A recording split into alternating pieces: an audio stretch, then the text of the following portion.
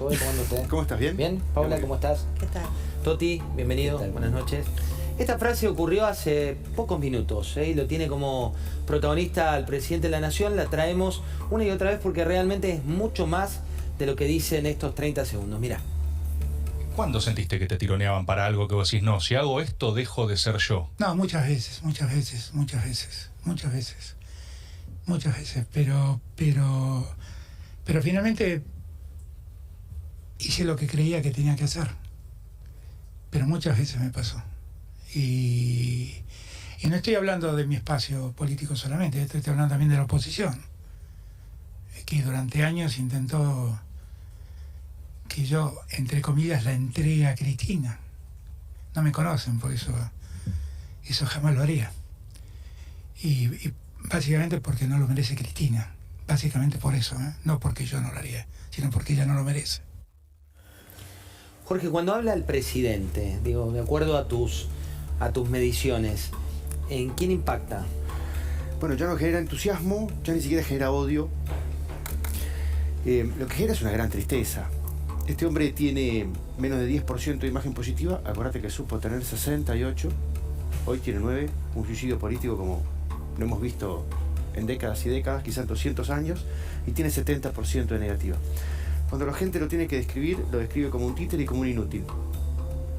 No hace falta analizar mucho, digamos, hay que ver lo que la opinión pública está diciendo.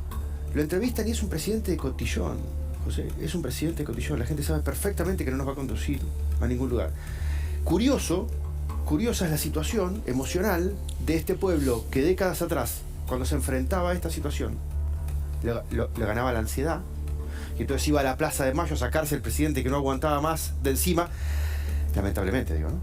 Y para cambiarlo por cualquier otra cosa, por peronista, por radical, incluso por civil, por militar, por izquierda o por derecha, como si fuéramos niños que no podemos gestionar nuestra angustia, y ahora simplemente espera a que vengan las elecciones como vector del cambio. Pero no tiene sentido, lo que está pasando no tiene ningún sentido. Paula, ¿por qué dice lo que dice? Primero, nadie le pidió de la oposición que entregue a Cristina porque era una persona inexistente hasta que Cristina lo puso por Twitter candidato a presidente. Estaba por fuera de cualquier análisis político. Era un opinador que escribía columnas de opinión en los diarios, y cuando hablaba de Cristina era muy crítico de Cristina, quien había sido su jefa política. Y segundo, nunca dice que Cristina es inocente. Vos fíjate, da todo un rulo, pero Cristina no se lo merece. No es lo mismo que decir Cristina no merece la condena porque es inocente. Jamás dice que Cristina es inocente. Paz, desde tu análisis también, cuando alguien se refiere así a Cristina como actriz política en el buen sentido de este escenario, ¿cómo le cae a ella? Mira, yo creo que ya a esta altura a Cristina le cae mal casi todo lo que diga Alberto Fernández. Hay una tensión muy fuerte, lo sabes bien, lo sabe ya todo el mundo a esta altura. A Cristina lo que espera es que él dé un paso al costado y no trate de seguir permaneciendo en este plan de mantener su supuesta candidatura a una nueva reelección, ¿no? A esta altura del partido la situación está en su peor momento, que es mucho porque viene de una escalada, de una relación muy mala durante mucho tiempo.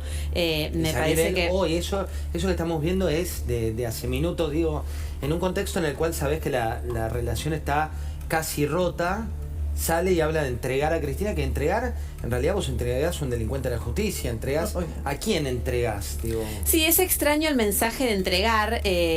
Viene, como bien decíamos, ¿no? Viene de una persona que la había criticado mucho en otro momento y que había hablado de ella como con una responsabilidad en materia de corrupción muy clara, que de repente había cambiado su discurso. ¿Él qué quiere decir con esto? Porque además, ¿cuál fue el apoyo? ¿Qué significó no entregar a Cristina? Sí, aparte si supuestamente él tenía una misión de resolver los temas judiciales, ella fue condenada. Sí, la verdad es que la gestión en materia judicial de Alberto Fernández, desde lo más concreto, desde lo más coyunturalmente político, que tiene que ver con, bueno, cómo le fue a Cristina, pero también en materia de reformas más estructurales, la verdad es que es sin duda un fracaso, ¿no? No ha logrado ninguna de las reformas, incluso ni siquiera las reformas que tenían un consenso importante, como por ejemplo las reformas de la justicia federal de Comodoro Pi. Sí, no avanzó ninguna que días, y ahí voy a vos, Toti. Dos cositas chiquititas. Primero, es premonitoria la renuncia de Marcela Lozardo hace ya parecería 2 siglos atrás, que un día agarró y dijo, muchachos, dejé el auto en doble fila y se fue. Es verdad, ¿cuánto pasó de eso? 3 años, 2 años y pico, ¿no? Lo segundo, para ver, Alberto hoy está midiendo, en términos de intención de voto, está midiendo un punto y medio. Estamos hablando de una ridiculez. Pero me parece que en términos técnicos hay que revisar en qué medida está cantando con un 4. El Frente de Todos es una alianza, y el tipo que tiene la manija ahí, que es el apoderado de la alianza, es de Cristina. Si Alberto un día se presenta, el 24 de junio, el día del cierre de la lista, se presenta en el lugar de la alianza y dice, muchacho, quiero boleta, se le cagan de risa, no le dan boleta. Alberto no se puede presentar porque no tiene boleta. Ahora, me dirían ustedes, es el presidente del PJ, Jorge. Bueno, rompe y se va, tiene que conseguir 24 candidatos a gobernadores, tiene que conseguir 2.540 candidatos municipales, tiene que armar una estructura. Está cantando con un 4, no tiene ni sentido charlarlo. Canta truco con 4. Claro. Toti, cuando vemos la semana, ¿no? La pobreza fue uno de los fenómenos sin dudas medidos. Siempre recordamos que se mide con demora, porque lo que estamos viendo son datos no de esta semana, son datos de trimestres anteriores. Esa pobreza no cruza con votos en La Matanza, por ejemplo. Creo que estamos viviendo un momento donde todo se hace mucho más transparente. Porque en La Matanza... ¿Qué significa todo se hace más transparente? Lo que ha sido estos gobiernos, el peronismo. En La Matanza, durante los años 2003, 2007, 2011, el peronismo controlaba todo. Y la economía crecía a tasas chinas. ¿Sabés lo que más creció en La Matanza en esa etapa? Esto relevado por las propias organizaciones sociales. Lo que más creció fueron los asentamientos. Ese crecimiento no daba para construir una casa, para sacar un crédito a la gente. Hoy La Matanza tiene más de 120 asentamientos que son absolutamente increíbles, como se vive en la pobreza estructural, sin cloacas, sin comunicación. Ahora el colectivo en algunos barrios no entra, eso ya es en mucho no entra a la noche por el tema de la inseguridad. Prácticamente ha desaparecido la gestión. Pero te quiero decir algo sobre, me sorprendió el lenguaje del presidente. Es un lenguaje absolutamente... Si hay algo que es hábil el presidente, corríjame si no, es en el uso del lenguaje. Digo, bueno, es alguien que fue un animal político toda la vida, ¿no? De cómo... No ahora, en esta etapa, ya en esta etapa está medio evaluado, bueno, ¿verdad? Pero me parece un animalito político. Los ojos de paz me dijeron, no, retroceder. No, yo creo que sí, además él tiene una escuela de abogado, Digo, era un operador político, se supone que tenía esa sapiencia antes. No, seguramente le está hablando a los compañeros que no entregó, no lo puso... No fue él el que lo llevó a juzgar por los hechos cometidos a Cristina. Pero sí, yo creo que no le cree nadie. ¿Sabe por qué? Terrible. Porque él entregó a su mujer. Entregó a su mujer cuando le echó la culpa que la fiesta lo había organizado eso durante la cuarentena. Y que no había eso pegó muy fuerte en el barrio. ¿Cuántas décadas, José, me pregunto yo? Ni los marginales hacen eso. Ni los marginales hacen eso. Así es. Para reflexionar nosotros los argentinos, ¿cuántas décadas de construcción tenemos a la hora de idealizar un político diciendo como atributo positivo que es un buen polemista o que habla bien?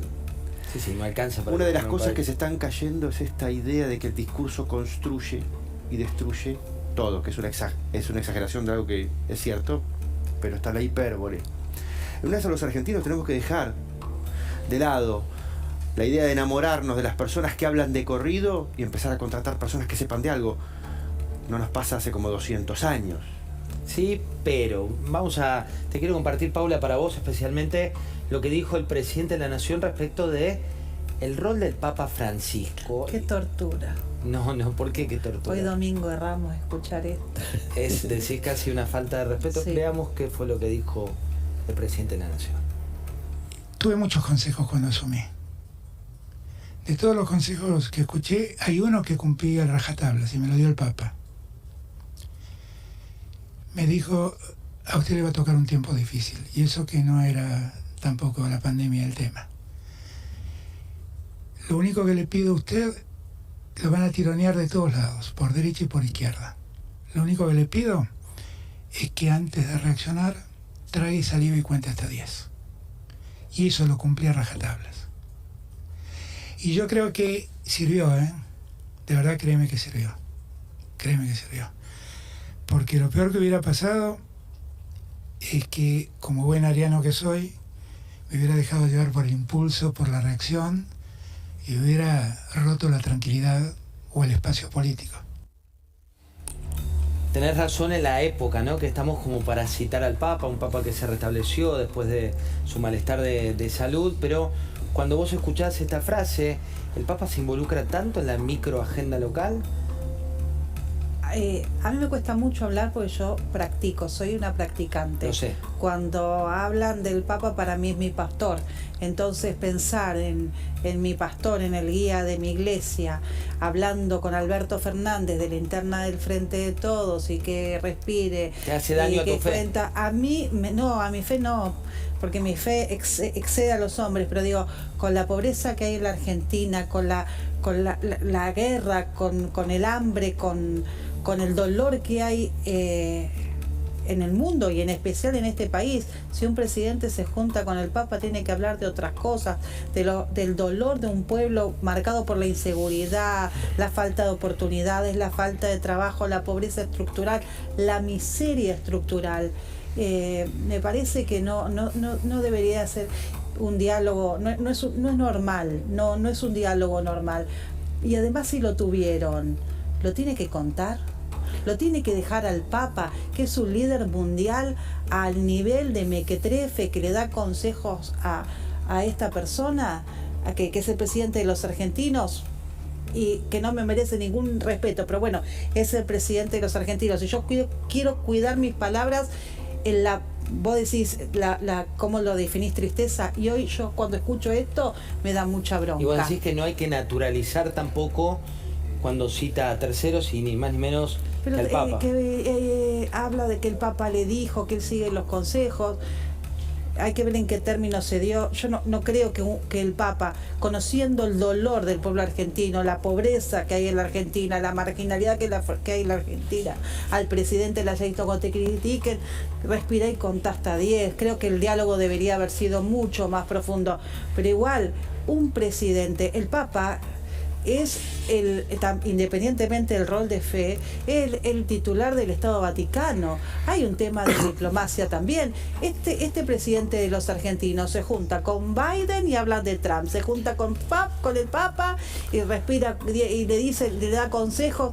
O sea, es de una berretada, una improvisación que en definitiva, te voy a decir, a mí me da mucha vergüenza que sea el presidente de todos los argentinos. Y como católica, a mí me gustaría que la Iglesia argentina lo desmintiera y que respete cómo vivimos los católicos estas fechas, ¿no? Perdón, me saca lo peor de mí. La Paula más explícita. Francisco es un hombre no debería formado. Ser así, pero porque acá hay que ser políticamente correcta, pero no. Hay que decirlo también, una Lilita Carrió también en estos momentos se guarda por cuestiones de fe, vuelve después de Pascuas. Digo, también hay una cuestión de respeto y los argentinos, la última estadística decía que más del 80%, ¿no? Eran católicos, apostólicos, romanos. Digo, hay una cuestión de respeto a la investidura que en este caso no la está teniendo el presidente. Claro, pero independientemente de la fe, porque hay agnósticos, hay personas que profesan otra religión, pero respetá al otro, respetá el pensamiento del otro y respeta. Si vos tenés una conversación privada con una persona, no contarla así, ya el periodista lo trata de vos, es todo muy patético, muy berreta y muy alejado de ese sentimiento que también dice el licenciado Jacobe de tristeza que tiene el pueblo. Licenciado Jacobe. Francisco es un hombre formado políticamente, con densidad política. La verdad que Alberto lo que cita es una conversación obvia y de autoayuda. Por eso me parece que Paula refiere a que es inverosímil ese tipo de conversaciones, o Alberto conversó con el Papa y no entendió nada. Me parece que además de respetarlo, hay que dejar de manosearlo. Yo no soy católico ni nada, ¿eh? Hay que dejar de manosearlo, porque hay que entender cuál es la capacidad política real de Francisco. ¿Es un hombre escuchado? Sí. ¿Es un líder mundial? ¿Es un pastor? Sí. ¿Es un tipo que tenga peso político? No. José, no. El candidato preferido de Scioli. No. No, y por suerte no. El candidato de Francisco era Scioli, no fue presidente. El candidato de Francisco era Julián Domínguez, no fue gobernador de la provincia de Buenos Aires. Cuando el Papa quiere poner un concejal en la ciudad de Buenos Aires, que es Gustavo Vera, tampoco puede. Es decir, el Papa, en términos políticos, no puede poner un concejal en la ciudad de Buenos Aires. No es el dejen de colgar, claro, pero dejen de colgarse. La tenemos a Paula Oliveto y esto tuiteaba. Mirá el tuit de Paula, que es de esta semana y que tiene que ver con YPF, con una de las cuestiones más importantes, sobre todo de lo que pasó. Dice: la única fuerza política que denunció el robo que implicaba a todos los argentinos, la aparente nacionalización de YPF, fue la coalición cívica y @Elisa Carrió. Años batallando en el juzgado del doctor Lijo. Contanos un poco de esto, Paula. Bueno, nosotros estuvimos analizando todos los balances de Repsol y YPF en épocas que era, bueno, que Brufau era el CEO de la compañía. Brufau Antonio, que era el CEO español, que representaba al accionista, por entonces Repsol. El accionista por el Estado argentino era Axel Kicillof en una etapa, en otra etapa Roberto Barata, el segundo de Debido. Le permitían durante la gestión de la señora Cristina Fernández de Kirchner girar el 90% de las utilidades a la casa matriz, o sea, a España. Ahí se empezó a dar el vaciamiento. Dejaron de explorar y de extraer y se dedicaron al negocio del refinamiento. Para Repsol ya no era negocio, se fue dando el vaciamiento, lo denunciamos ante el juzgado del Hijo. Cuando se aprobó el convenio de venta o de compra, en realidad del 51% a Repsol, que le generó una ventaja económica buenísima, y Brufau terminó premiado en España por esa compra, porque en realidad Repsol se quería retirar de la Argentina. No era el cuentito de la nacionalización divina, sino fue un acuerdo político entre Brufau y el gobierno kirchnerista. Elisa Carrió profundizó la denuncia ante el juzgado del Hijo. Presentamos incluso sobre el Tribunal de Tasación. Vos fijate que la oferta, lo que pedía en los papeles de Brufau, de Repsol España, era exactamente la cifra que se le pagó a la Argentina. Yo viajé a España, compulsé el expediente de la quiebra de los Eskenazi por la parte que había tomado Eskenazi, y eso también estaba en el juzgado del Hijo. O sea, toda esta maniobra de vaciamiento y de la compra irregular por parte del Estado argentino del 51% a Repsol está denunciado en la justicia argentina, que no hizo nada durante todos estos años. Pongo un punto, Paula, ahí, y les quiero mostrar a ustedes. Lo digo porque hay gente que dice otra cosa. Que se fijen en la votación cuando fue la compra. ¿Quién dice qué? No, en las redes. Entonces yo pongo las cosas. Sí, las redes y algún logo reico. Pero quiero dejar en Logo claro. Reico es un lindo nombre. Pero quiero dejar en claro, y si hay alguna duda, algún dirigente, candidato a presidente, nos quiere pedir la documentación, se la podemos acercar porque hemos trabajado mucho el tema. Veamos lo que decía Axel Kicillof, viceministro de Economía por entonces. Esto que recordaba Paula también hay que recordar. Él en su momento era como el interventor y solía tener unas diatribas con Brufau cada vez que había una asamblea de accionistas que se peleaban un poco a los gritos. Eso era la puesta en escena, no como terminó el cuento, donde terminamos pagando mucho más de lo que correspondía. Mirá lo que decía Kicillof. A ver si lo tenemos, veámoslo. Porque los tarados son los que piensan que el Estado tiene que ser estúpido y comprar todo según la ley de la propia YPF, respetando su estatuto. Si no, ¿dónde está la seguridad jurídica? Bien. Y ahí hay que decirlo también, esto para quienes hacemos los ejercicios más de seguir los balances y demás, que tiene que tener una aprobación por parte del interventor. La firma estaba. Y de los síndicos de la Sindicatura General de la Nación también.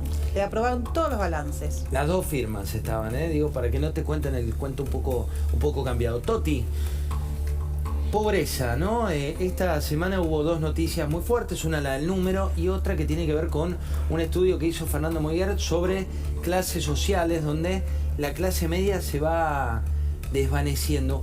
¿Cómo eso yo en territorio? Digo, ¿qué es lo que está viendo hoy? Bueno, lo interesante de lo nuevo que aparece, que no es solamente de ahora, sino de hace algunos años, es que la gente que está trabajando y que ha trabajado siempre en su vida, empieza a ir a los comedores comunitarios o depende de la bolsa de comida pidiendo en los barrios con ¿Aún mucha con vergüenza. trabajo? Aún con trabajo, sí.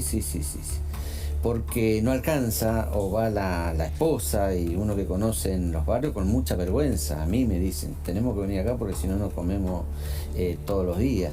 Y eso sumado al tema de cómo se van reubicando, por ejemplo, las familias que tienen hijos adolescentes y que se casan y tienen hijos, no tienen posibilidades ni de alquilar ni de comprarse un terreno como era hace 40 años atrás, que era lo más normal.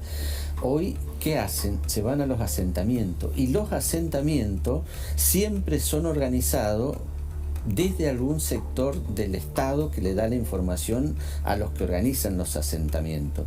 Y ahí empieza todo un problema que tiene que ver con la pobreza estructural. No hay servicios. Ahora se lo dicen públicamente. Antes con vergüenza decías si estabas colgado de la luz. Ahora vas a cualquier lugar y dices, nosotros estamos colgados. Porque también se ha instalado que es un derecho y que no hay que pagar la luz porque es un derecho. Instalado colgarte de la luz y de... Sí, eso es como muy normal. Y eso está pasando. La verdad que te causa mucha bronca. Yo también no soy de enojarme, más bien de analizar lo que dicen los dirigentes políticos. Ahora, el discurso que hace el presidente en el Chaco, diciendo de que había que soñar con él, que se dio toda esa cosa que... Es obsceno, digo, en el lugar donde más pobreza hay, donde gobiernan, hace... Lo aplauden de pie, ¿no? Y lo aplauden de pie. Acá viene un tema más que me parece que es interesante. Todos estos sectores donde la pobreza ha entrado profundamente, hay un problema para identificar la salida, por dónde es. No sé, a lo mejor digo algo que no corresponde, pero a mí ese sometimiento que tienen estos sectores, porque el clientelismo no es, estos se creían que el clientelismo era efectivo porque prometía y entonces la gente lo votaba. No, el clientelismo hoy es el miedo que tienen a perder lo único que tienen, que muchas veces es el plan social, la supervivencia. Entonces, eso me parece que es obsceno el hecho de que lo diga el presidente en el lugar donde más pobreza hay, en el Gran Resistencia, es más que en el conurbano. Es que ya no importa. Voy a mostrarles una pirámide que tiene que ver con la estructura social de la Argentina hoy. 5% de la estructura social de hoy es de clase alta, 45% es de clase media, y se invierte ahora la clase baja, que supo ser menor proporción respecto de la clase media, ya es la de mayor proporción. Tenemos, creo que, otro slide donde te habla de cómo fue evolucionando el 93% de estas clases, como ahora lo que tenés es crónico, en la clase baja y en la clase alta. Este 5% no va a poder salir, y tiene la suerte de no salir porque está en el segmento más alto. Pero lo grave es que esta mitad del país empieza a ser crónica. Que sea crónica la clase baja implica que ya no hay una expectativa de ascenso social. Esto según un estudio de Fernando Moyer, que habla de la fragmentación en las estructuras. Y también tenés lo que gana cada una de estos segmentos. Y vos decís, a ver, segmento inferior, 96.500 pesos. ¿Cómo vivís con 96.500 pesos hoy en este país?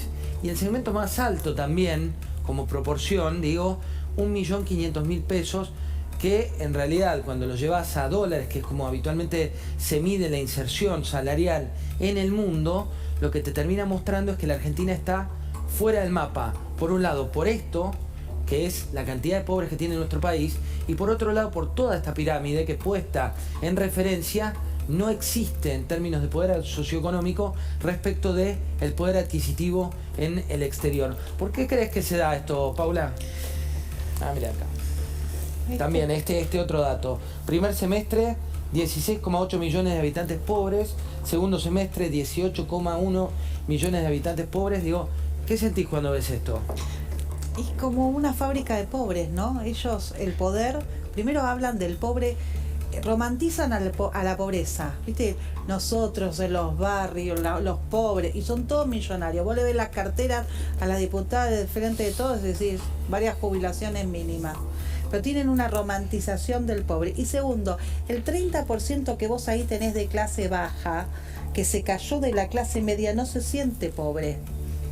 No. Esa persona todavía la pelea, es el empleado de comercio, es el que labura, el albañil, el que labura desde las 7 de la mañana hasta las 9 de la noche.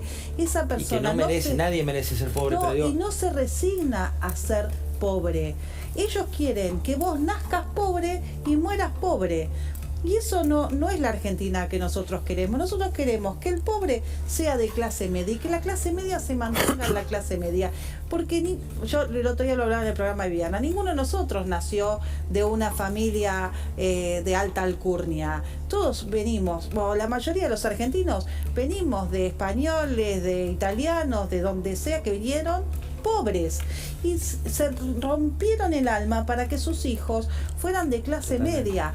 Entonces, cuando vos romantizás la pobreza, descrees del mérito, no tomás como eje el esfuerzo, el trabajo, y que con estudio, con trabajo, con esfuerzo, vos podés salir de una situación adversa, te quedás sin esperanza y lo único que puedes esperar es que el puntero decida qué comes, cuándo comes, con quién te tenés que relacionar.